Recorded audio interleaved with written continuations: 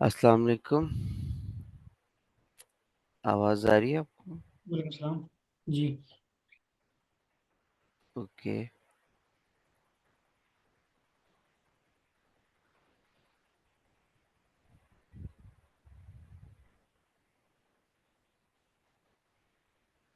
अच्छा, तो स्टार्ट करते हैं फिर हम आज का सेशन।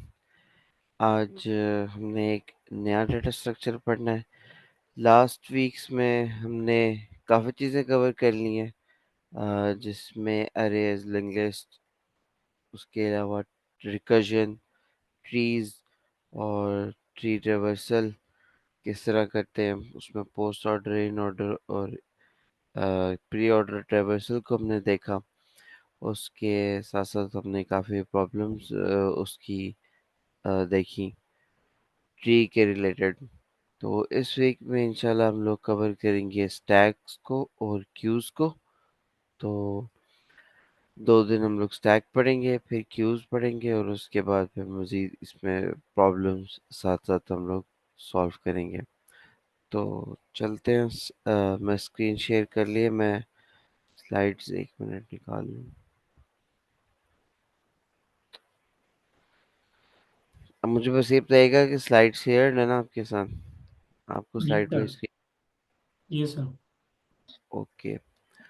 तो स्टैक पढ़ेंगे, उसके कुछ ऑपरेशंस पढ़ेंगे और उसके बाद इसकी इम्प्लीमेंटेशन देखेंगे और एक दो इसके ऊपर प्रॉब्लम्स जो है वो हम लोग सॉल्व करेंगे। तो आज का लर्निंग ऑब्जेक्टिव यही है कि स्टैक काम किस तरह करता है और स्टैक का बिहेवियर जो है लास्ट इन फर्स्ट आउट वो कैसे काम करता है। बिल्ट इन सपोर्ट पाइथन के अंदर स्टैक की क्या है और कुछ इसका जो बेसिक यूजेज है वो कहाँ कहाँ पे होता है, जो कि हमें नज़र आ रहा होता है रियल लाइफ में। तो स्टैक बेसिकली एक लीनियर डेटा स्ट्रक्चर है। हमने जो पिछले डेटा स्ट्रक्चर पढ़े हैं उसमें अरे एक लीनियर डेटा स्ट्रक्चर थी, और जो लिस्ट पढ़ी है अरे लिस्ट, इसके अलावा हमने पढ़ा था लिंक लिस्ट, वो लीनियर डेटा स्ट्रक्चर है। और फिर हमने ट्री पढ़ा, क्या ट्री भी एक लीनियर डेटा स्ट्रक्चर है? कोई आंसर करेगा? And why? क्यों? No, it's hierarchical. Why ma'am? It's hierarchical data structure. Okay, ठीक है। बिकॉज लीनियर डेटा स्ट्रक्चर में हमारे पास जो होता है वो आइटम्स लीनियरली एक साथ पड़ी होती हैं। बेशक वो मेमोरी में जहाँ मर्जी हो, बट हम लोग उनको एक लीनियर अप्रोच से एक्सेस कर सकते हैं। तो ये भी स्टैक भी एक लीनियर डेटा स्ट्रक्चर ही है। इसके अलावा ये एक प्रिंसिपल फॉलो करता है लास्ट इन फर्स्ट आउट को, कि इस डेटा स्ट्रक्चर के अंदर अगर कुछ भी इंसर्ट हम लोग करते हैं तो वो अगर सबसे लास्ट पे गया है तो वो सबसे पहले बाहर आएगा। तो जो स्टैक होता है कुछ इस तरह की उसकी शेप होती है। जिस तरह ये अगर आपको ये प्लेट्स नजर आ रही हैं तो कुछ चीजें हम लोग इस तरह रख देते हैं, और उस ये देखें, स्टैकर डेटा स्ट्रक्चर कुछ इस तरह का होता है। प्लेट्स हमने रख दी हैं, इसके बाद प्लेट के ऊपर एक प्लेट, दूसरी प्लेट के ऊपर तीसरी प्लेट, फिर इस तरह चौथी प्लेट, जितनी मर्जी आप प्लेट रखते हैं स्टैक के अंदर हम लोग ये रखते जाते हैं। सेम इसी तरह एक ये बुक्स की एग्जांपल भी है। तो पहले सबसे नीचे वाली बुक रखी जाएगी, फिर उसके ऊपर दूसरे वाली बुक रखी जाएगी, फिर थर्ड बुक रखी जाएगी, इसी तरह फिर फोर्थ। अब जब हमने कोई बुक निकालनी है तो हम सबसे पहले फर्स्ट वाली बुक को क्या कहते हैं निकालेंगे, उसके बाद फिर सेकंड लास्ट। बिकॉज अगर दरमियान से निकालेंगे या तो ऊपर वाली सारी गिर जाएंगी या ऑर्डर खराब हो जाएगा। तो सेम इस तरह से प्लेट्स की एग्जांपल में भी ये है, अगर आपको समझने के लिए यूज करना है तो यही बात इन्होंने भी लिखी है कि this means that the last element inserted inside the stack is removed first. और पाइथन के अंदर अब ना डिफरेंट डेटा स्ट्रक्चर्स आते हैं, डिफरेंट कॉन्सेप्ट्स आते हैं इस सब्जेक्ट के अंदर। तो हमारे पास टूल्स जो हैं प्रोग्रामिंग लैंग्वेज के अंदर, जिस तरह एक अरे है, लिस्ट है, हमने उनको यूज करते हुए उन डेटा स्ट्रक्चर्स को इम्प्लीमेंट करना होता है। तो स्टैक को भी इम्प्लीमेंट किया जाता है यूजिंग अरे, भी किया जाता है यूजिंग लिंक लिस्ट, भी किया जाता है। लेकिन पाइथन के अंदर जो है वो जो स्टैक इम्प्लीमेंट होता है वो लिस्ट के साथ होता है। इसको हम लोग लिस्ट यूज करते हैं for efficient implementation of the stack. इसके अलावा इसकी कुछ और रियल वर्ल्ड एप्लीकेशंस हैं, जिस तरह अनडू रीडू फीचर होता है टेक्स्ट एडिटर्स के अंदर। आप एक फीचर पे काम करते हैं, उसके बाद आप कंट्रोल जी कर देते हैं, तो जो पिछली स्टेट होती है आप उसके अंदर चले जाते हैं। इसमें क्या होता है कि आप जो भी काम कर रहे हैं वो एक स्टैक में यूज स्टोर हो रहा है। फॉर एग्जांपल, आपने कोई भी अगर टेक्स्ट लिखा, वो इधर चला गया। देन ये आपने एक टेक्स्ट लिखा था जो आपको चाहिए था, लेकिन गलती से आपने कोई और टेक्स्ट लिख दिया, वो यहाँ पे आ जाएगा। तो इसको फिर हम लोग कंट्रोल जी जब करते हैं, तो फिर ये वाला जो एलिमेंट होता है या ये वाला जो भी टेक्स्ट होता है, ये हमारे मेमोरी से पॉप हो जाता है, निकल जाता है, तो हम वापस अपनी स्टेट में आ जाते हैं। तो अनडू रीडू का जो फीचर है, ये भी स्टैक को यूज करता है। ठीक है, इसके अलावा जो आपकी ब्राउजर की हिस्ट्री का बैक बटन है, वो भी एक स्टैक की तरह काम करता है। जिस तरह हम वेब पेजेस को ओपन करते जाते हैं, वो स्टैक के अंदर पाइल अप होते जाते हैं, फिर जब आप बैक जाते हैं तो उसी डायरेक्शन में हम लोग बैक ट्रैक करते हुए जाते हैं। लास्ट वीक हमने ट्रीज और रिकर्जन पढ़ी थी, उसके अंदर हमने बड़ी डिटेल में समझा था कि फंक्शंस कॉल किस तरह होती हैं रिकर्जन के अंदर, या किस तरह जो है वो स्टैक जो फंक्शंस हैं उनकी जो कॉल्स हैं उनको किस तरह ट्रैक करता है, उनका एग्जीक्यूशन का जो फ्लो है उसको किस तरीके से हैंडल करता है। इसके अलावा जो हमारे कंपाइलर्स हैं, वो अरिथमेटिक एक्सप्रेशंस को किस तरह इवेलुएट करते हैं स्टैक्स को यूज करते हुए, ये भी स्टैक की एक रियल वर्ल्ड एग्जांपल है।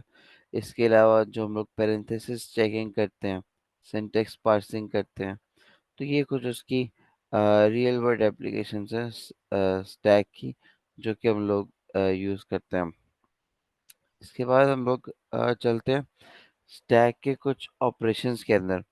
जिस तरह बाकी जो डेटा स्ट्रक्चर्स है हमारे पास, अरेज वगैरह, उसके अंदर भी हम लोग एलिमेंट को इंसर्ट करते हैं, एलिमेंट को इंडेक्स के थ्रू एक्सेस करते हैं, एलिमेंट को सर्च करते हैं, या मजीद के ऑपरेशन परफॉर्म करते हैं। इसी तरह स्टैक के अंदर भी हम लोग एलिमेंट को इंसर्ट करते हैं। तो उसका अपेंड मेथड जो है लिस्ट का पाइथन के अंदर, वो यूज़ होता है। इस तरह हम लोग एक स्टैक बना लेते हैं। फॉर एग्जांपल, हमारे पास 4 एलिमेंट्स हैं, ए, बी, सी और डी। हम लोगों ने अगर ये वाली जो है एलिमेंट्स, इनको अगर स्टैक में स्टोर करवाना है, हम सिंपली एक किस तरह का स्टैक बना लेते हैं। सबसे पहले जो एलिमेंट हम लोग इंसर्ट करेंगे वो हमारे पास ए है। देन हमारे पास बी आया, हमने ए के ऊपर बी को इंसर्ट कर दिया, फिर सी को इंसर्ट कर दिया। ये बॉटम टॉप, बॉटम से लेके टॉप पे जाता है। ये अरे, ये वैसे ये है एक अरे ही, लेकिन हम लोग अभी चूंकि स्टैक को पढ़ रहे हैं, इसकी इम्प्लीमेंटेशन सॉरी अरे से पढ़ रहे हैं, तो इसलिए इस तरह है। अगर आप ये इसका स्ट्रक्चर थोड़ा सा इस तरह सीधा कर देना अरे की तरह, तो ये आपको नजर आएगा कि ये है एक अरे ही, बस अरे के लास्ट पे हम लोग इंसर्ट करते जा रहे हैं, तो उसको हमने टॉप का नाम दे दिया। ठीक है, इसके बाद हम लोग डी को इंसर्ट करेंगे। तो ये हम लोगों ने सारे एलिमेंट्स को इंसर्ट कर दिया, और ये हम लोग फिक्स्ड साइज की इसके अंदर अरे को बना देते हैं। जब हम लोग स्टैक के अरे के थ्रू स्टैक को इम्प्लीमेंट करते हैं, तो ये जो भी अरे का सबसे ऊपर वाला एलिमेंट होता है, ये टॉप का एलिमेंट होता है। इसको हम लोग टॉप भी कहते हैं। तो अब कोई भी अगर एलिमेंट आपने इसमें इंसर्ट करना है, तो उसकी जो टाइम कॉम्प्लेक्सिटी है वो बिग ओ 1 है, बिकॉज हम हमेशा सबसे टॉप पे इंसर्ट करते हैं, ना कोई एलिमेंट की शिफ्टिंग हो रही है, ना कोई एलिमेंट इधर उधर जा रहा है। हम सिंपली आते हैं और लास्ट के ऊपर हम लोग जो है अरे के सबसे टॉप पे एक एलिमेंट को इंसर्ट करते हैं और हमारा काम फिनिश। तो इसलिए यहाँ पे इसकी जो टाइम कॉम्प्लेक्सिटी है वो बिग ओ 1 है। तो ये एक इसका ऑपरेशन है पुश का।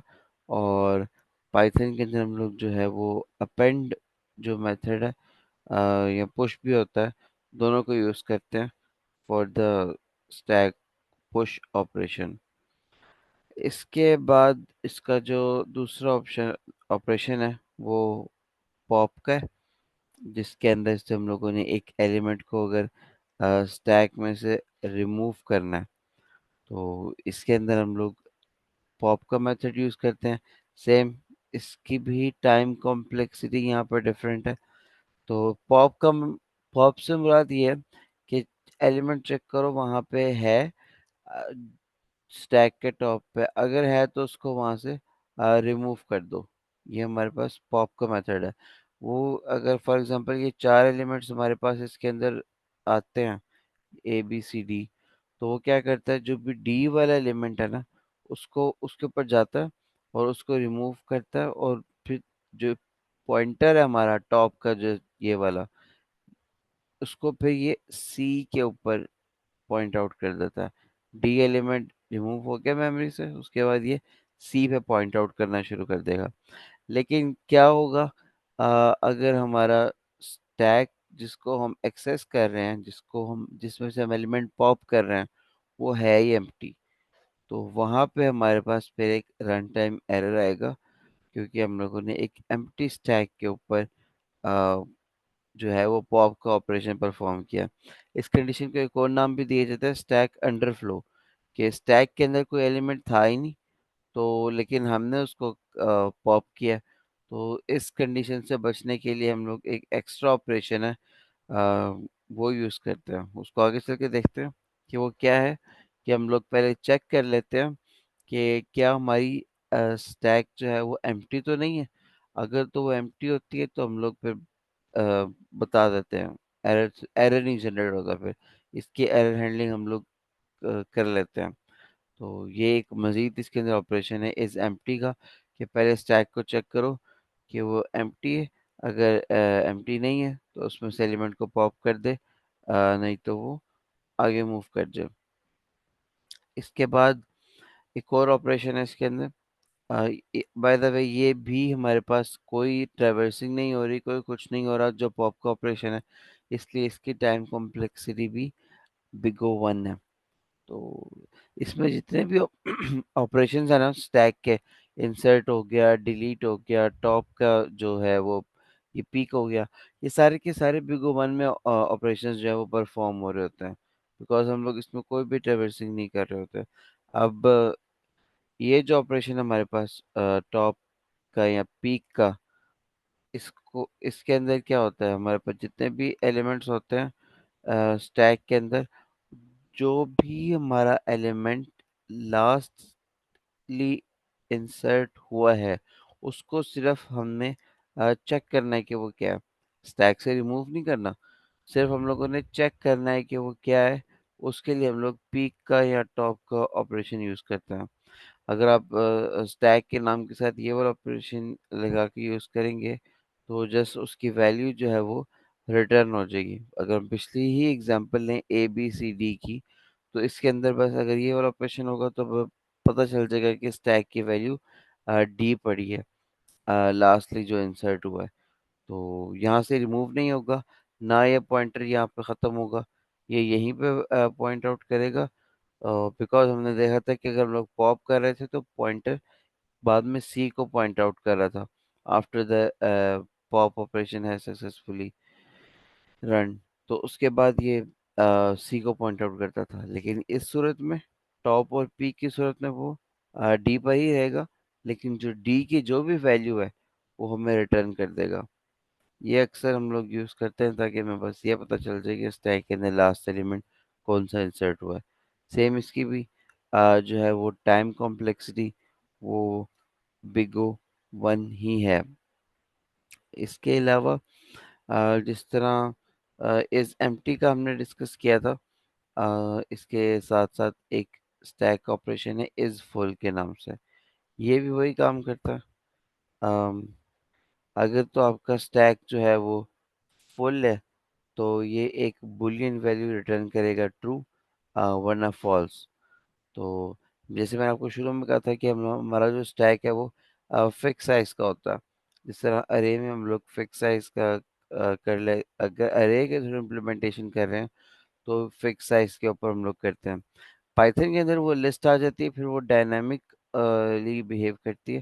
लेकिन वैसे जो स्टैक यूज होता है वो फिक्स साइज का होता है। फिक्स साइज के एक अरे बना लेते हैं, फिर उसको एज अ स्टैक हम लोग यूज करते हैं, तो इसलिए स्टैक फुल भी हो जाता है। तो इस फुल का जो ऑपरेशन है ये हम लोग खुद इम्प्लीमेंट कर लेते हैं। इसमें जस्ट हम लोग चेक करते हैं कि क्या हमारा स्टैक फुल है, तो बुलियन वैल्यू रिटर्न कर देते हैं, ताकि इसमें मजीद कोई ऑपरेशन परफॉर्म हो सकता है या नहीं। तो इस ऑपरेशन से हम लोग मतलब मजीद इंसर्शन हो सकती है कि नहीं, तो वो इससे हम लोग चेक करते हैं। और इसकी टाइम कॉम्प्लेक्सिटी भी हमारे पास बिग ओ वन है, बिकॉज कोई ट्रेवर्सल नहीं हो रहा, कोई कुछ नहीं हो रहा।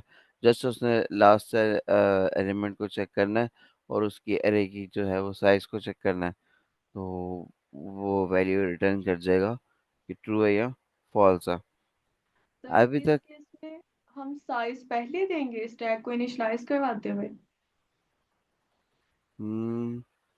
पाइथन के अंदर जब हम लोग इम्प्लीमेंट करते हैं फिर हम नहीं देते, वरना अगर अरे से आप किसी और लैंग्वेज में उसको इम्प्लीमेंट करें तो फिर हम लोग साइज ओके। दे रहे होते हैं। ठीक।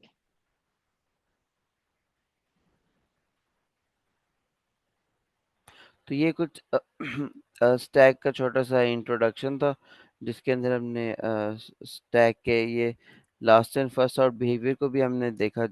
जैसे ये तो क्लियर हो गया होगा last in first out behaviour, कि जो एलिमेंट सबसे लास्ट पे जा रहा है वो सबसे पहले आउट होता है अगर आप कोई भी ऑपरेशन परफॉर्म करते हैं। हमारे पास अभी तक ऐसा कोई ऑपरेशन इसके अंदर नहीं है कि हम लोग इंडेक्स दें और स्टैक को हम लोग जो भी है वो एलिमेंट उसका निकाल सकें। तो वो वरना फिर वो अरे ही बन जाती है अगर हम लोग उस तरह करना शुरू कर दें तो इसलिए लास्ट एंड फर्स्ट आउट का बिहेवियर यहाँ पे काफ़ी इम्पोर्टेंट है, बिकॉज हमें चाहिए वो चीज़ जो लास्ट में इंसर्ट हुई है। तो इसके अलावा इसके अंदर जो है अब इसकी मज़ीद इम्प्लीमेंटेशन को थोड़ा सा हम लोग देख लेते हैं।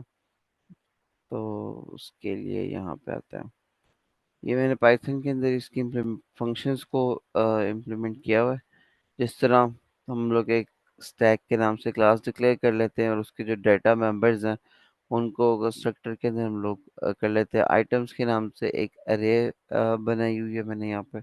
उसके बाद एक पुश का ऑपरेशन है। पुश का ऑपरेशन सिंपली क्या करता है, स्टैक के अरे का ये जो मैंने लिस्ट बनाई थी इसके एंड के ऊपर एक आइटम को जस्ट अपेंड कर देता है। तो ये हमारे पास पुश का ऑपरेशन होता है। जिस तरह हमने देखा था कि हम लोग सबसे टॉप पे इंसर्ट कर रहे थे, तो ये उसका पुश का ऑपरेशन है।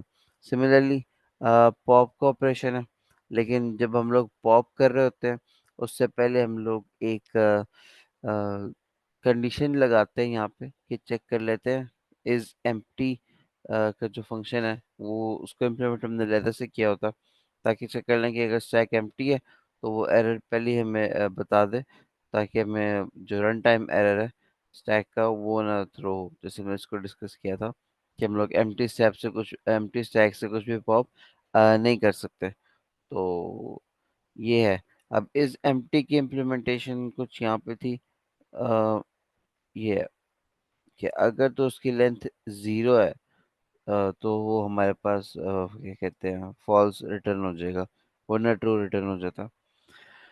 इसके अलावा ये पुश का ऑपरेशन हो गया, ये पॉप का ऑपरेशन हो गया, पीक का ऑपरेशन। लेकिन ये वाला जो ऑपरेशन है ना इज एम्प्टी वाला, ये हम सिर्फ एरर से बचने के लिए बार बार यूज कर रहे हैं कि जब भी हम स्टैक को एक्सेस करें तो पहले चेक कर लेते हैं एम्प्टी है कि नहीं। तो पीक का जो मैंने बताया, जैसे आपको जो भी लास्टली इंडेक्स पे आइटम इंसर्ट हुई है उसको विदाउट रिमूविंग हमें वो रिटर्न कर दो, तो वो पीक का ऑपरेशन बेसिकली इस तरह काम कर रहा होता है कि जो हमारे पास लास्ट इंडेक्स पे वैल्यू इंसर्ट हुई होती है उसको रिटर्न कर देता है। इसके अलावा साइज का है, ये खुद ही किया था ताकि हमारे पास जो भी स्टैक का साइज है वो रिटर्न हो जाए।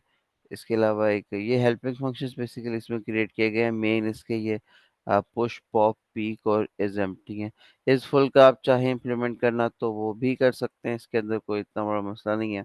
इज फुल के अंदर बस ये कंडीशन हम लोग लगा देंगे कि जो हमारा अरे का जो साइज है और जो हमारा गिवन साइज था वो उसमें मजीद कोई एलिमेंट इंसर्ट नहीं हो सकता और वो फुल है, तो वो फिर फंक्शन जो है वो रिटर्न कर देगा स्टैक इज ओवरफ्लो।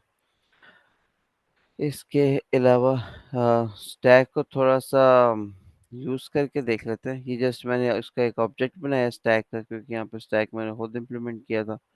तो ये बेसिकली उसकी बैकएंड पे इम्प्लीमेंटेशन होती है स्टैक की, वरना आप सिंपली पाइथन के अंदर ना इस तरह करके भी स्टैक को यूज कर सकते हैं। स्टैक और एक लिस्ट के तौर पे भी वही सारे फंक्शंस आप यूज कर सकते हैं, वो ऑटोमेटिकली इसमें बिल्ट इन है पाइथन के अंदर। तो इसके अलावा इसको हम लोग प्रोग्राम को रन करके चेक कर लेते हैं। अभी तक कोई क्वेश्चन है किसी का स्टैक से रिलेटेड? समझ में आ रही है आपको, जो पहली बार कर रहे हैं या जो सेकंड टाइम भी कर रहे हैं स्टैक? तो अगर कोई कहीं पे कोई कंफ्यूजन हो तो you can just unmute yourself and ask. इसको रन कर लेते हैं हम लोग। सबसे पहले स्टैक के अंदर, अच्छा ये मैंने यहाँ पे जस्ट एक स्टैक का ऑब्जेक्ट क्रिएट किया, उसके बाद मैंने इस क्लास का पुश का जो ऑपरेशन है उसको यूज किया, और उस पुश के ऑपरेशन के थ्रू तीन एलिमेंट्स को मैंने इंसर्ट किया स्टैक के ऊपर। उसके बाद स्टैक को डिस्प्ले कर दिया। डिस्प्ले का फंक्शन भी यहाँ पे इम्प्लीमेंटेड है। वो जस्ट क्या करता है कि स्टैक को जो है वो टॉप टू बॉटम उसके एलिमेंट्स को डिस्प्ले कर देता है, जिस तरह यहाँ पे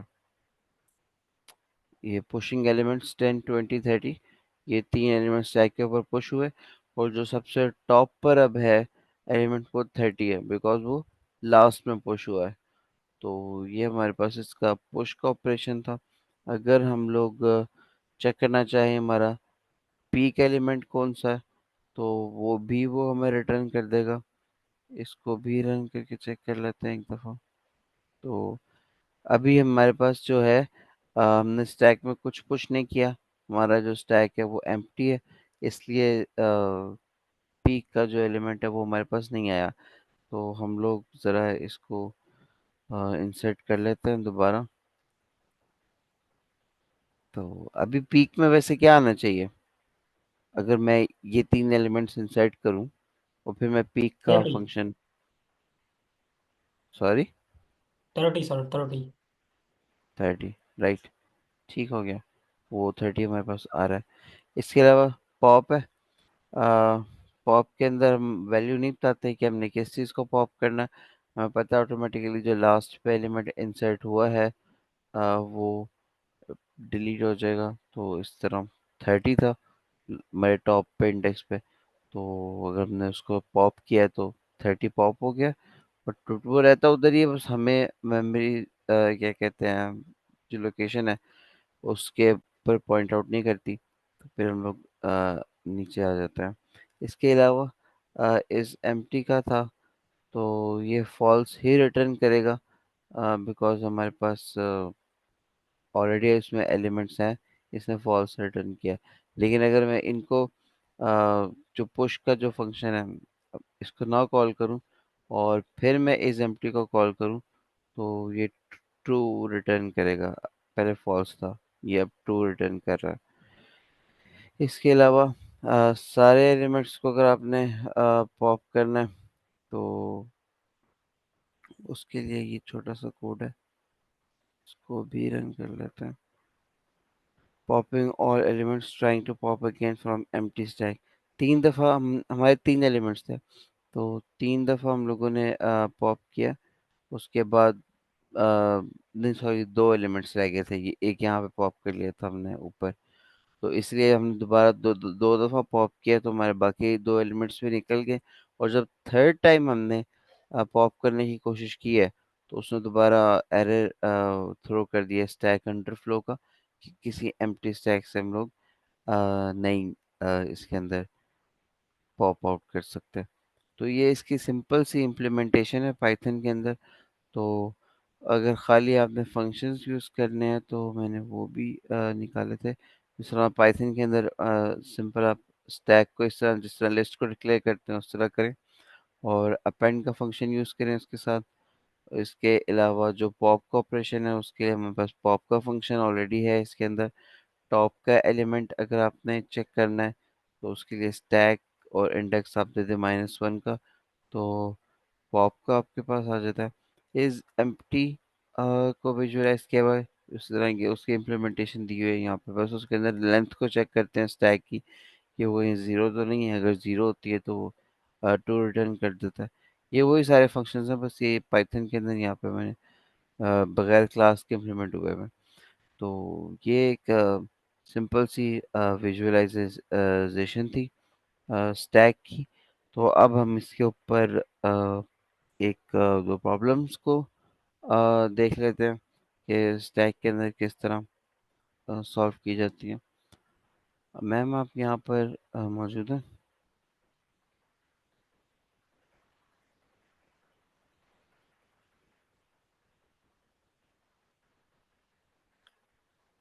मैम नाजिया?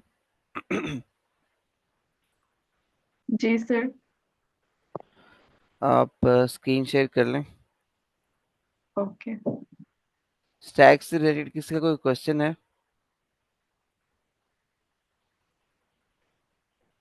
या कुछ ना समझ आई हो?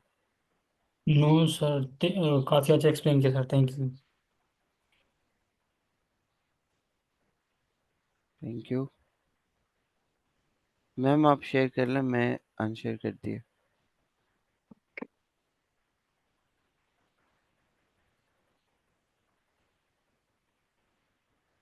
सर मेरी स्क्रीन शो हो रही है? जी मैम। ओके, ये स्टैक रिलेटेड इजी क्वेश्चन है। Problem number 1047, remove all adjacent duplicates in string. इसमें हमने क्या करना है कि हमारे पास एक सेकंड में नोटेट कर, हमें एक स्ट्रिंग गिवन होगी, ठीक है, एस के नेम से। उसके अंदर हमारे पास लोअर केस इंग्लिश लेटर्स होंगे। हमने क्या करना है उसके अंदर, अगर हमारे पास एडजेसेंट डुप्लीकेट नंबर लेटर्स आते हैं, हमने वो रिमूव करने हैं। Okay, which repeatedly make a duplicate removals on s। अच्छा, उसने कहा है कि पूरी जो हमारे पास स्ट्रिंग है ना, इसके अंदर हमारे पास जहां जहां पे हमारे पास डुप्लीकेट लेटर्स आएंगे हम उन्हें रिमूव करते जाएंगे, कि एट द एंड हमारे पास जो स्ट्रिंग बचे वो हमारे पास डुप्लीकेट नहीं हो। लाइक हमारे पास ये है ए फर्स्ट आया, ये एक सेकेंड, मेरी स्क्रीन फिर से हो गई। अब शेयर्ड शो है हो रही है मैम। मेरी स्क्रीन? शेयर्ड है, जी जी। ओके। अच्छा, अब ये वाली प्रॉब्लम हम स्टैक के साथ करेंगे इम्प्लीमेंट, जो अभी सर ने एक्सप्लेन किया है। इसमें ये मेरे पास स्टैक है और ये स्ट्रिंग है। सबसे पहले हम फर्स्ट एलिमेंट से स्टार्ट करते हैं। ए है, उसे मैंने पुश कर दिया स्टैक में। देन हमारे पास बी आया। अच्छा, ए को इसलिए अभी स्टैक में रखा है कि हम इसको स्टैक के थ्रू ही प्रोसेस कर रहे हैं पूरी अरे को। तो अगर हम नेक्स्ट एलिमेंट ऐड करेंगे वो अगर ए के इक्वल होता है तो मुझे ए को भी स्टैक में से रिमूव कर देना है। अदरवाइज हम न्यू एलिमेंट ऐड कर देंगे। करना ये है कि हमारी जो एंड पे रिजल्टेंट अरे आए ना, उसमें डुप्लीकेट एडजेसेंट डुप्लीकेट वैल्यूज नहीं होनी चाहिए। ए हमारे पास अभी एक ही एलिमेंट है, वो ऐड किया क्योंकि स्टैक में ऑलरेडी कोई एलिमेंट नहीं था। उसके बाद हमारे पास है बी एलिमेंट, वो भी ऐड कर दिया। अब आप देख सकते हैं कि हमारे पास स्टैक में जो दो एलिमेंट्स हैं ए एंड बी, ये डुप्लीकेट नहीं है। थर्ड हमारे पास अगेन आया बी। अब बी, अगर मैं इसके अंदर बी को पुश कर दूंगी तो इसका मतलब है जो उसने कंडीशन कही है वो हमारी उसको फॉलो नहीं करेगा। जो वो चाह रहा है, उसने कहा है कि आपने इस तरह की बनानी है रिजल्टेंट अरे जिसमें एडजेसेंट एंड इक्वल लेटर्स नहीं हो, अगर आते हैं तो उन्हें रिमूव कर दें। तो ये जो मेरे पास थर्ड भी आया है, वो जब मैंने चेक किया कि क्या मेरे स्टैक में जो टॉप एलिमेंट है वहां से मैं उसी से चेक करूंगी कि क्या ये उसमें है। यस, टॉप एलिमेंट भी बी है। अब मैं जो पुश करने लगी हूँ वो भी बी है। इसका मतलब हुआ कि adjacent and equal vector equal, मतलब वो इक्वल हो गए, डुप्लीकेट कर रहे हैं दोनों एक ही स्ट्रिंग में। तो मैंने इसको भी पॉप कर दिया। इसको तो मैंने ऐड ही नहीं किया, मैंने प्रीवियस को भी पॉप कर दिया। देन मेरे पास आया अगला एलिमेंट, वो है ए मैंने पुश करना था, लेकिन उससे पहले मैं देखूंगी कि क्या मेरे स्टैक में टॉप वैल्यू जो है वो इसके साथ मैच तो नहीं करती, एडजेसेंट तो नहीं है। अगर वो मैच करती है तो मैं प्रीवियस को भी पॉप कर दूंगी। क्यों? क्योंकि मुझे ऐसी स्ट्रिंग चाहिए जिसमें कोई भी डुप्लीकेट वैल्यू नहीं हो। इसको तो मैं ऐड ही नहीं करूंगी, और प्रीवियस जो स्टैक में पड़ी है उसको भी पॉप कर दूंगी।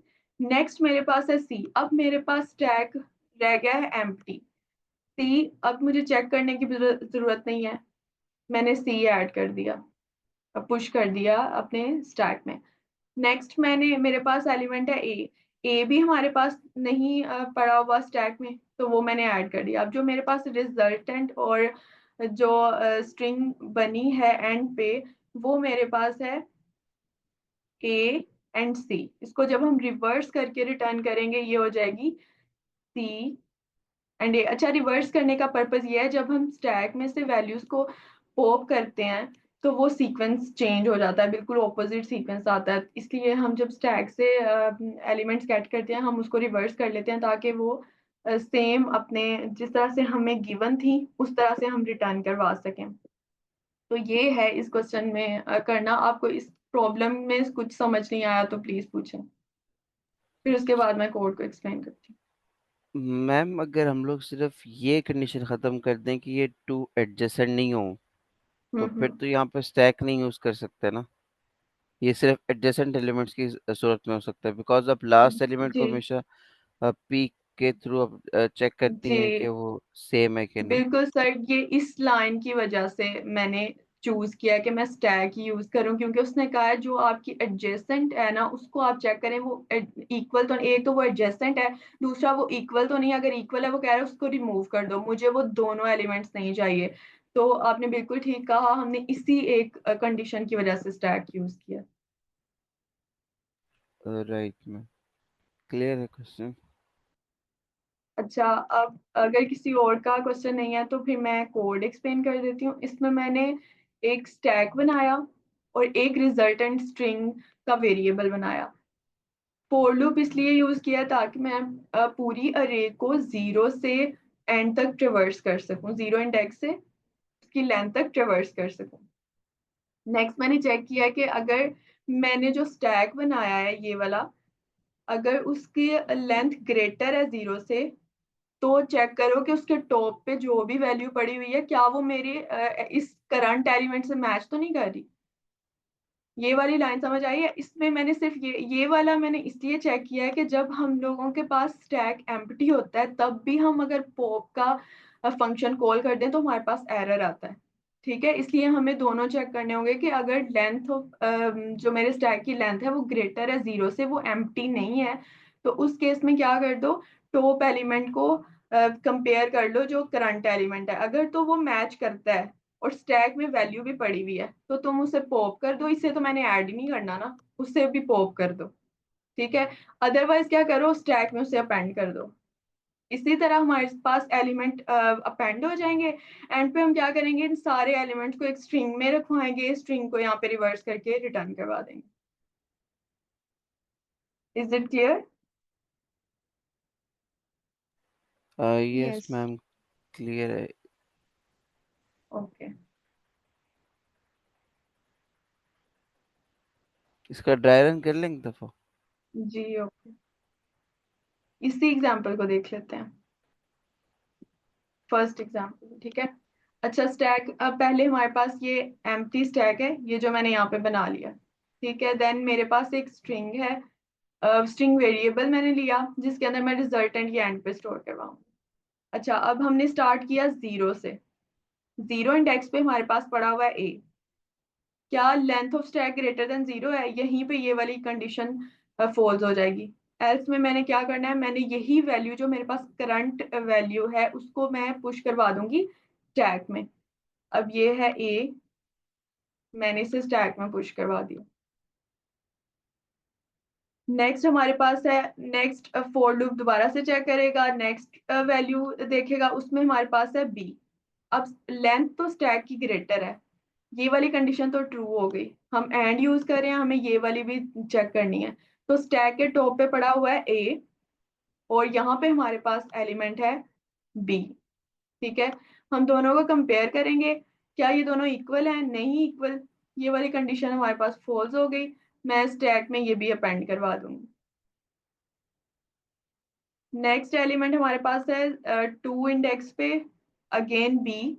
मैं चेक करूंगी स्टैक की लेंथ ग्रेटर देन 0 है, यस ग्रेटर है। और मैं चेक करूंगी कि स्टैक के टॉप पे क्या पड़ा हुआ है?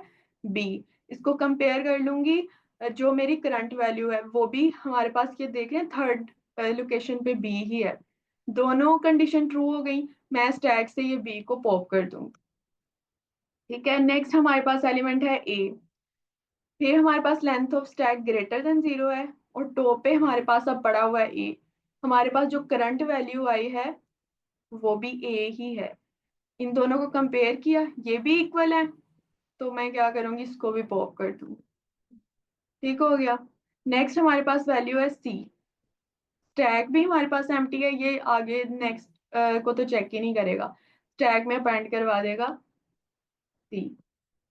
उसके बाद हमारे पास है नेक्स्ट वैल्यू और last value A. Length of stack greater than 0 है। मैंने चेक किया कि टॉप पे मेरे पास पड़ा हुआ है सी, और करंट मेरे पास जो वैल्यू आई है वो है ए। सी और ए को कंपेयर करेंगे, इक्वल नहीं है, मैंने उससे अपेंड करवा दिया इसमें। ठीक है, अब हमारे पास इसमें दो वैल्यूज हैं। इसके बाद हमारा ये लूप भी खत्म हो गया है, तो फोर लूप से हम बाहर आ गए। देन नेक्स्ट हमारे पास एक और लूप है, उसमें उसे मैंने रन किया जब तक स्टैक की लेंथ है। ठीक है, हमारे पास स्टैक में 2 है, तो ये 2 टाइम्स रन होगा। स्ट्रिंग में मैंने कंकैटिनेट करवाया ये प्लस के थ्रू। फर्स्ट पॉप किया तो हमारे पास आया ए, सेकंड पॉप किया तो हमारे पास आया सी। लेकिन हमें पता है कि जो हमारे पास स्टैक होता है वो ऑपोजिट डायरेक्शन में एलिमेंट्स को पॉप करता है, तो इसलिए मैं जब रिटर्न करवाऊंगी, मैं इसे ये स्लाइस के थ्रू रिवर्स करवा दूंगी स्ट्रिंग को। ये फर्स्ट डॉट्स का मतलब होता है कि हमने स्टार से स्टार्ट किया, सेकंड का मतलब है कि ये एंड तक जाए, -1 का मतलब है कि रिवर्स में इनको रिटर्न करवा दो। तो हम रिटर्न करवा देंगे सी एंड ए। आप क्वेश्चन में भी देख सकते हैं। अगर हम देखें, सबसे पहले मैंने एडजेसेंट एलिमेंट बी को रिमूव किया। इनको निकालने के बाद एडजेसेंट एंड इक्वल एलिमेंट आ गए ए एंड ए। इन दोनों को रिमूव किया तो हमारे पास जो दो लेटर्स बचते हैं वो है सी एंड ए। क्लियर है सबको?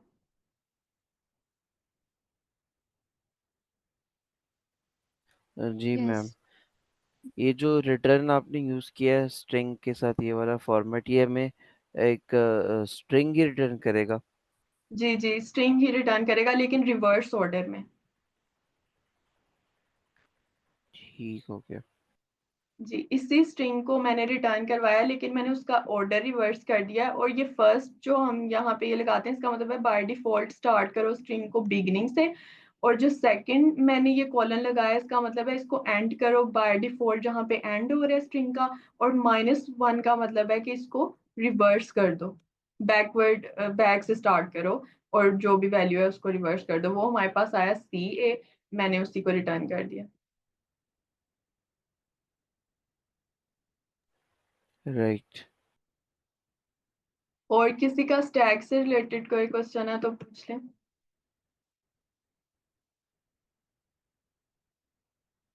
चलिए सर, मैं अपनी स्क्रीन स्टॉप करती हूँ। और कोई क्वेश्चन है आपके पास अभी? अभी मैं अगर देख लेती हूँ, एक सेकेंड जी।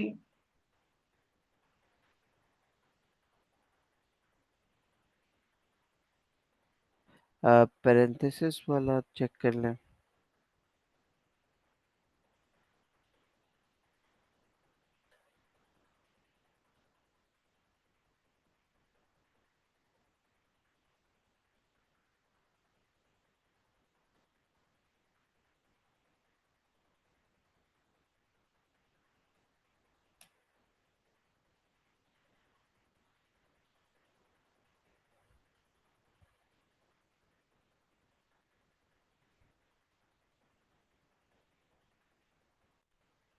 सर एक ये क्वेश्चन है, ये स्टैक रिलेटेड नहीं है, बट वैसे एक इजी प्रॉब्लम है, वो मैं शेयर कर देती हूँ। ठीक है, ये और भी है, मैं जब तक टाइम नहीं होता मैं एक्सप्लेन कर देती हूँ, बट ये इजी वन है ताकि जल्दी से हो जाए। अच्छा, एक मैंने मीडियम भी देखा था स्टैक का, लेकिन मैं कही थी कि वो भी हम कल करवाएं। नहीं, मीडियम काली करेंगे, बेहतर है। जी जी, हाँ जी। अच्छा, इसमें ये था कि उसने कहा कि आपको मैंने एक ये ऐड डिजिट और प्रॉब्लम नंबर 258 है। अच्छा, मेरी स्क्रीन शो हो रही है ना? जी जी। ठीक है। अच्छा, इसमें उसने कहा है कि आपके पास एक इंटीजर नंबर गिवन होगा, आपने रिपीटेडली उसके डिजिट्स को ऐड करना है। ठीक है, जैसे फॉर एग्जांपल हमारे पास ये 38 गिवन है। मैंने क्या करना है, मैंने इसके डिजिट्स को, डिजिट्स में दो हैं, 3 और 8, इनको प्लस करना है। वो हमारे पास आ जाएगा 11। फिर मैं इन दो डिजिट्स को भी अगेन ऐड करूंगी, तो वो हमारे पास आ जाएगा 2। कहता है आपने तब इसको रिटर्न करना है जब आपके पास 1 डिजिट आ जाए। फॉर एग्जाम्पल यहाँ पे हमारे पास 100 या 235 कह लेते हैं, 235 नंबर उसने दिया है। मैं क्या करूंगी, इसके सारे इंडिविजुअल डिजिट्स को ऐड करती जाऊंगी, और तब तक ये वाला प्रोसेस चलता है। फिर उनको ऐड करने के बाद नेक्स्ट जो भी वैल्यू आएगी, जैसे 8, ये 10 आ गई। ठीक है, अब ये भी क्योंकि दो डिजिट्स हैं, इनको भी अगेन मैं प्लस करूंगी।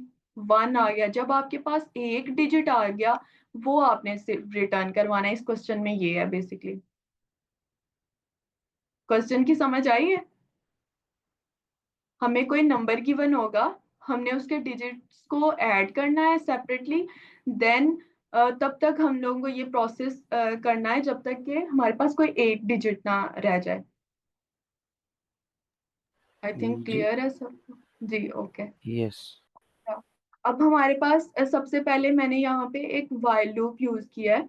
मैंने कहा है कि मेरा नंबर जब तक ग्रेटर है या इक्वल है 10 से, मैंने आपको पहले बताया, हमने तब तक इसको चेक करते जाना है, ऐड करते जाना है, जब तक हमारे पास एक डिजिट नहीं आता। एक डिजिट 10 के बाद देखें, 9, 8, 7 या 0 तक हमारे पास एक ही डिजिट आएगा। ठीक है, तो इसलिए मैंने फर्स्ट जो while लूप लगाया, वहां पे मैंने चेक किया कि number greater than and equal to 10 है, तब तक ये while लूप चलाते रहो। ये मैंने एक वेरिएबल लिया है वैल्यू का, जो बार बार चेंज होगा। वैल्यू में मैंने नेक्स्ट while लूप में मैंने क्या चेक किया कि नंबर अगर ग्रेटर देन 0 है, तब तक तुम इसको रन करते। अच्छा, ये अब इसलिए है कि मैं हर डिजिट को इंडिविजुअली गेट कर सकूं। पहले मैंने 8 गेट किया, उसके बाद मैंने 3 गेट किया। ये अंदर वाला जो while लूप है ना, ये नेस्टेड जो while लूप है, ये इसलिए यूज हो रहा है। इसमें मैं क्या कर रही हूँ, मैंने ये वैल्यू ली, वैल्यू के अंदर मैं हर दफा, क्योंकि मैंने एंड पे ऐड ही करवाना था ना इनको अलग अलग लेके, वो मैं साथ साथ ऐड करवाती जा रही हूँ। तो मैंने नंबर का रिमाइंडर लिया 10 के साथ। फर्स्ट टाइम वो मेरे पास आया 10। ठीक है, फिर मैंने नंबर को डिवाइड कर दिया 10 से। ओके, उसके बाद हमारे पास अगेन जो भी नंबर आया, उसको मैंने दोबारा से उसका रिमाइंडर लिया, वो मेरे पास 3 आया। ठीक है, दोनों को मैं एक साथ वैल्यू में ऐड करती जा रही थी। एंड में मैंने क्या किया, मैंने उस वैल्यू को रखवा दिया अपने नम वेरिएबल में। ठीक है, क्योंकि पहले वो 38 था, एंड पे वो बन गया 11। अब मेरा नंबर जो है वो 11 है। ठीक हो गया। वापस मैंने चेक किया while लूप, क्या 11 ग्रेटर है या इक्वल है 10 से? यस, ये कंडीशन अगेन ट्रू हो जाएगी। फिर मैं दोबारा से वैल्यू इसकी जो वैल्यू का वेरिएबल है उसको 0 कर दिया। अगेन मैंने चेक किया कि जब तक नंबर ग्रेटर देन 0 है, इसको रन करो, अदरवाइज रिटर्न करवा दो। लाइक वाइल से फिर वाइल को एग्जिट कर देगा। अगेन मैंने नम को डिवाइड किया 10 के साथ, मेरे पास रिमाइंडर आया 1। देन नम में मेरे पास वैल्यू रह गई 10। अगेन मैंने उसको while लूप अभी ग्रेटर है 0 से, दोबारा से उसका रिमाइंडर लिया 10 के साथ। अब मेरे पास वैल्यू आ गई है 1, इसमें रह गया 2। नम को डिवाइड किया, वो 0 हो गया है, और num is equal to value, num में मैंने अब रखवा दिया है 2। क्या 2 ग्रेटर एंड इक्वल है 10 से? नो, तो ये कंडीशन फॉल्स हो जाएगी। उस केस में मैंने रिटर्न करवा दिया 2। Is it clear? Yes. Okay. ये नहीं, नंबर छोटा करते जा रहे हैं। जी, और उसके सारे डिजिट्स को हम अलग अलग प्लस करते जा रहे हैं, और प्लस करने के साथ हम चेक करते जा रहे हैं क्या हमारा डिजिट 2 या 3 या 4 से एक डिजिट में रह गया है। जैसे ही वो एक डिजिट हो जाएगा उसे हम रिटर्न करवा देंगे। राइट, ठीक हो गया। और किसी का कोई क्वेश्चन है इससे रिलेटेड, या मैं नेक्स्ट पे मूव करूं? चलिए मैं नेक्स्ट शेयर कर देती हूँ। वैसे इजी थे बट फिर भी मैंने कहा कोई क्वेश्चन हो तो। एक मिनट, मैं न्यू अब ओपन करती हूँ। मेरे पास एक है वर्ड पेरेंथेसिस, उसको प्रेजेंट कर लूं? जी जी, कर लें सर।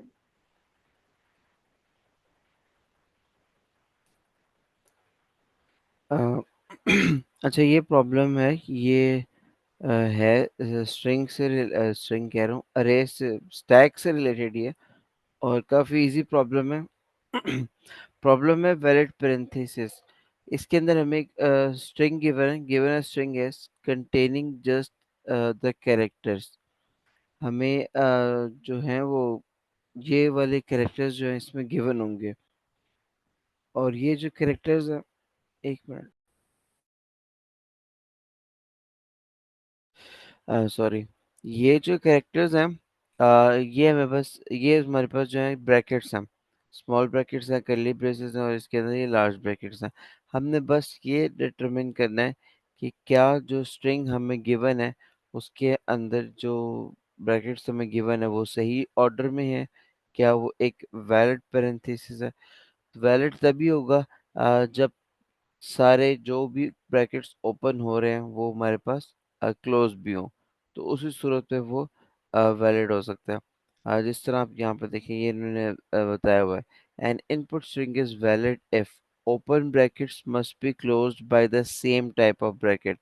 यानी कि अगर कोई ब्रैकेट ओपन हो रहा है और वो क्लोज भी हो रहा है तो वो वैलिड है, वरना वो इनवैलिड है। और ये करेक्ट ऑर्डर में होने चाहिए। उसका सेकंड यही है कि जिस ऑर्डर में ओपन हो रहे हैं उसी ऑर्डर में ये क्लोज हो जाए, तब ये वैलिड होगा। और दूसरा कि हर क्लोजिंग ब्रैकेट के साथ उसकी ओपनिंग ब्रैकेट सेम टाइप की होगी, या वाइस वर्सा, कि हर ओपनिंग ब्रैकेट के साथ उसकी जो है वो क्लोजिंग एक ब्रैकेट होगी, और वो उस स्ट्रिंग में अगर मौजूद है तो हम लोग उसको कह देते हैं कि ये एक वैलिड स्ट्रिंग है। एग्जाम्पल देख लेते हैं। एग्जाम्पल के अंदर सबसे पहले हमें उसने एक दिया है ब्रैकेट, स्मॉल ब्रैकेट्स है, ये ओपन भी हो रही है, ये क्लोज भी हो रही है, तो इसलिए इसकी जो आउटपुट है वो ट्रू है। इसके बाद सेकंड एग्जांपल में अगर आप देखें तो ये ओपन भी है, close open close open close, तो ये भी एक वैलिड है। लेकिन थर्ड एग्जांपल के अंदर अगर हम लोग चेक करें तो ओपन स्मॉल ब्रैकेट हो रही है और जो क्लोज है वो लार्ज ब्रैकेट हो रही है, तो इसका मतलब यहाँ से मिसिंग है इसकी क्लोजिंग ब्रैकेट और इसकी ओपनिंग ब्रैकेट, तो ये भी इनवैलिड है, तो ये भी फॉल्स है। इसके बाद एग्जांपल नंबर 4 अगर हम लोग देखें तो ये ब्रैकेट ओपन हुई, ये ब्रैकेट ओपन हुई, फिर ये क्लोज हुई, फिर ये क्लोज हुई, तो ये भी एक वैलिड पैरेंथेसिस है। अच्छा, अब इसके अंदर इसको हम लोगों ने बेसिकली स्टैक के थ्रू इम्प्लीमेंट करना है। वो क्यों करना है, क्यों ज़रूरी है बेसिकली, वो यहाँ पे जो है मकसद है। वो इसलिए है क्योंकि हमने यहाँ पे सिर्फ ऑर्डर को चेक करना है कि जो सबसे लास्ट पे ब्रैकेट ओपन होती है ना, वही सबसे पहले क्लोज होती है। अब आप इस की एग्जांपल लें, एक मिनट, ये वाली एग्जांपल नंबर 4 की जो स्ट्रिंग है इसकी एग्जांपल सबसे पहले ओपन हुई हमारे पास जो है वो स्मॉल ब्रैकेट, वो हमने अपने स्टैक के अंदर इंसर्ट कर दी, ठीक है। उसके बाद हमारे पास जो है वो ओपन हुई आ, ये वाली लार्ज ब्रैकेट।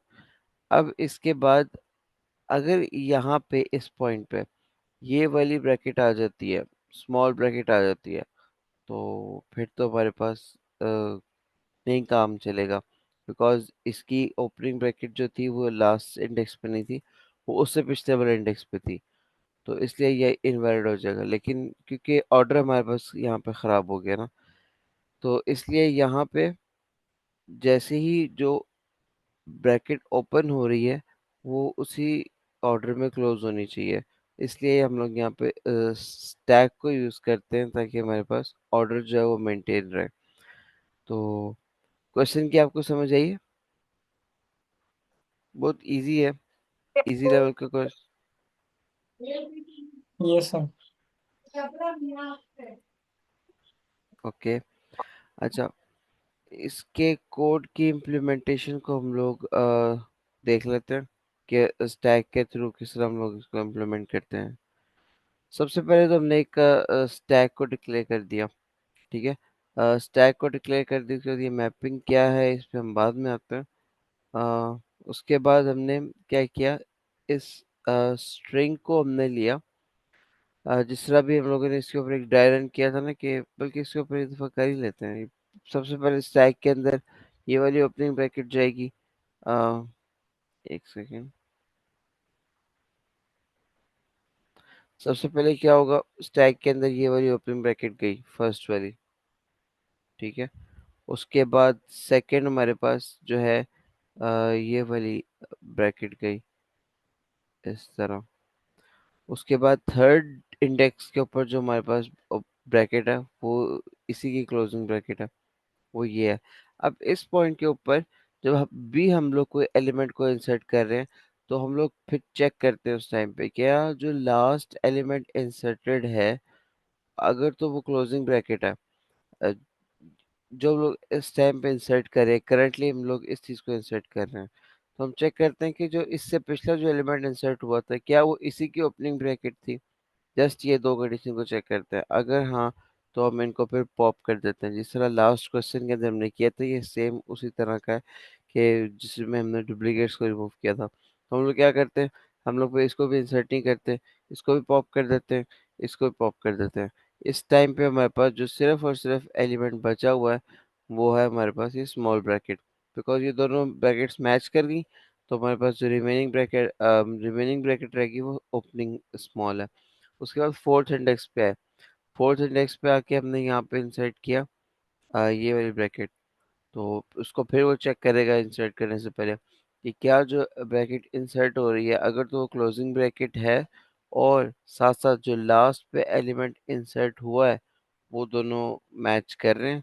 अगर तो मैच कर रहे हैं तो यस, तो ये भी फिर पॉप हो जाएगा और ये भी पॉप हो जाएगा।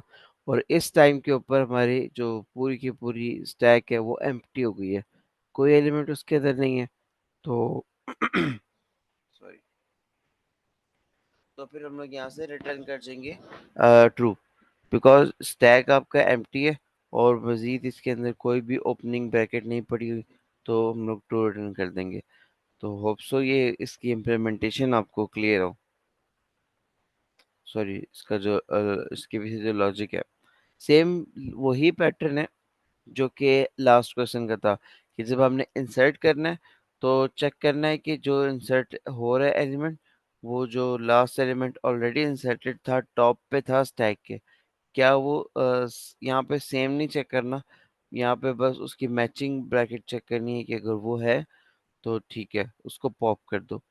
तो इसलिए हम लोग यहाँ पे ऑलरेडी हम लोगों ने एक डाटा स्ट्रक्चर यूज किया हुआ है, हैश मैप। इसको हम लोग वैसे नेक्स्ट वीक में भी कवर करेंगे, लेकिन यहाँ पे भी हम लोग देख लेते हैं। जिस हैश मैप में बस ये है कि हर क्लोजिंग ब्रैकेट के कॉरेस्पॉन्डिंग उसकी ओपनिंग ब्रैकेट को हमने स्टोर किया हुआ है।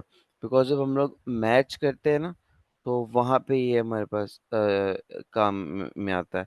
तो सिंपल हम लोगों ने एक स्टैक को डिक्लेयर किया, उसके साथ साथ हमने अपनी ये मैपिंग्स बताई, चूंकि हमारे पास सिर्फ तीन तरह की ब्रैकेट्स यूज हो रही हैं, तो हमने सिर्फ इन तीन को भी इसके अंदर रखा हुआ है। उसके बाद हम लोगों ने एक लूप चलाया पूरी स्ट्रिंग के ऊपर, कैरेक्टर बाय कैरेक्टर। तो अगर तो हमें कोई ओपनिंग ब्रैकेट मिलती है, जिस तरह हमें यहाँ पे दो मिली थी, तो हम लोग उसको क्या करते हैं, स्टैक में अपेंड करा देते हैं। वो वाला स्पेसिफिक कैरेक्टर स्टैक में अपेंड हो जाता है।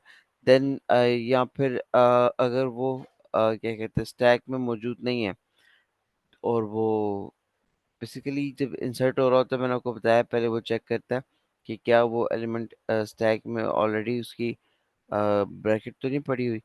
तो फिर अगर होती है क्लोजिंग उसकी ओपनिंग ब्रैकेट, सॉरी, तो अगर तो ओपनिंग ब्रैकेट है सिंपली अपेंड कर देगा, और अगर क्लोजिंग ब्रैकेट है फिर वो उसका पेयर ब्रैकेट चेक करेगा।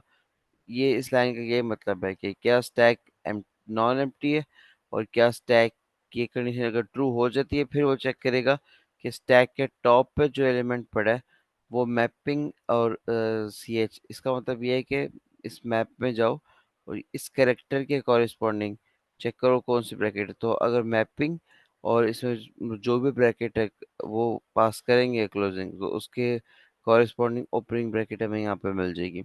जस्ट वो चेक होगी, तो अगर तो वो मिल जाती है तो वो पॉप कर जाएगा, उस एलिमेंट को भी पॉप कर देगा जो इंसर्ट हो रहा है, और जो लास्टली इंसर्टेड था उसको भी पॉप कर देगा। और अगर हमारे पास क्या कहते हैं नहीं होता तो वो फॉल्स रिटर्न कर देगा।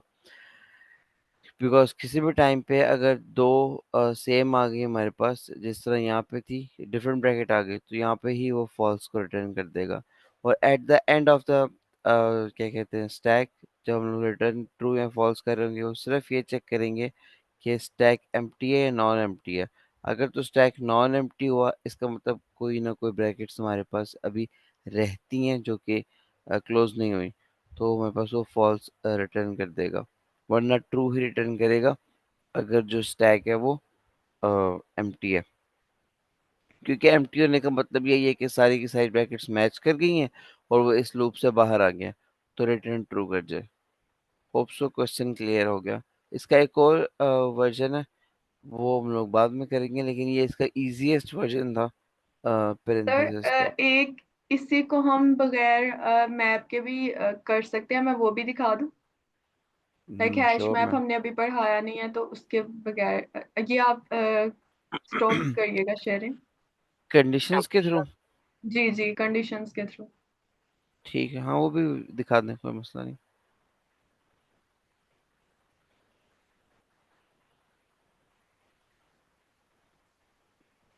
अच्छा, मेरी स्क्रीन शो हो रही है? जी जी। ओके। अच्छा, इसी को करने का जैसे सर ने बताया वो थोड़ा सा हैश मैप यूज करके थोड़ा सा एडवांस है, लेकिन बिल्कुल इसी तरह हुआ है। सर ने बहुत अच्छा एक्सप्लेन किया है, लेकिन मैं कह रही थी कि अगर किसी को थोड़ा और इजी वे देखना है तो हम इस तरह भी कर सकते हैं कि हमने फोर लूप यूज किया। हमने स्टार्ट से, स्ट्रिंग के स्टार्ट से उसको ट्रेवर्स करना शुरू किया और एंड तक हम क्या करेंगे, अगर हमारे पास ओपनिंग कोई भी आती है ब्रैकेट, हम उसे स्टैक में अपेंड करवा देंगे। ठीक है। उसके बाद हर ये जो तीन कंडीशन है इसमें सिर्फ मैंने ये चेक किया है कि जब हमारे पास एक स्टैक में, एक तो उसकी लेंथ हमने हमेशा देखनी है, क्योंकि अगर हमारा स्टैक एम्प्टी और हम उसे पॉप कर देंगे तो एरर आएगा। देन मैंने देखना है कि मेरे पास जो वैल्यू आ रही है इस टाइम फोर लूप में, वो क्लोजिंग आ रही है, क्लोजिंग ब्रैकेट आ रही है, और जो टॉप पे पड़ी हुई है वो ओपनिंग ब्रैकेट है। तो मैं उसे पॉप करवा दूंगी। अब चेक करूंगी कि इन तीनों में से कौन सी ब्रैकेट है। ठीक है। अदरवाइज मैं क्या करूंगी, मैं उसे सिर्फ स्टैक में अपेंड करवा दूंगी। ये इफ एल्स के थ्रू भी आप कर सकते हैं, और इसमें एंड पे मैंने सिर्फ ये चेक किया है कि अगर स्टैक की लेंथ इक्वल है जीरो के तो ये ट्रू रिटर्न कर देगा, अदरवाइज फॉल्स। क्योंकि हमारे पास जो क्वेश्चन था उसमें यही गिवन है, ये देखें। जैसे ये अब हमारे पास इसकी एक की क्लोजिंग ब्रैकेट नहीं है, एक की ओपनिंग नहीं है, तो ये तो स्टैक से पॉप ही नहीं होगा। इस केस में हमारे पास फॉल्स वैल्यू रिटर्न हो जाएगी। बाकी सब जो एग्जांपल है उसमें वो क्लोजिंग एंड ओपनिंग हमारे पास ब्रैकेट्स हैं, तो वो ट्रू रिटर्न करवा देगा। तो इसमें हम लोगों ने इफ एल्स के थ्रू भी हम इसे कर सकते हैं। होप सो आपको समझ आई होगी, अगर किसी को कोई कंफ्यूजन है तो पूछ लें। जी सर, सही है। काफी अच्छे एक्सप्लेन किया मैम, थैंक यू। और ये कोड प्लीज शेयर कर दीजिएगा सर आप भी। ओके, मैं शेयर कर देती हूँ। Thank you. ठीक है मैम, यस मैम, ये काफ़ी इजी इफ एल्स के थ्रू है एक्सप्लेनेशन। सर आपका भी काफी इजी था, थैंक यू सर। वेलकम। अच्छा, हम टाइम हमारा ऊपर हो चुके हैं तो हम सेशन को एंड करते हैं। ठीक है। अल्लाह तो हाफिज। इंशाल्लाह नेक्स्ट क्लास में मिलते हैं। अल्लाह हाफिज़। अल्लाह हाफिज।